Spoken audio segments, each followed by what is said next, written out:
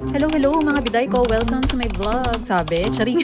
Ito ay very short story lang mga mi. Nagpa-renovate pala ako ng aming lababo and papalitan ko rin ng aming sink.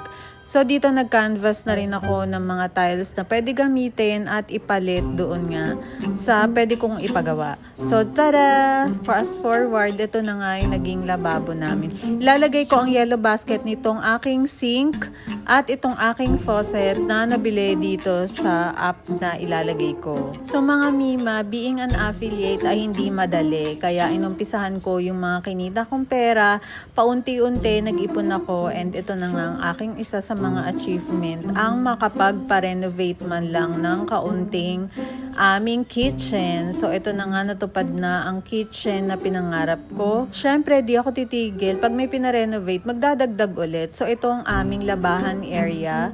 Pinarenovate ko lang muna paunti-unti ulit hanggang sa magkaroon ulit tayo ng budget. So, konting decor lang naman ang ginawa ko dyan. And ayan, marami pa ako ipapalit dyan. Huwag niyong husgahan yung mga yan. Charing.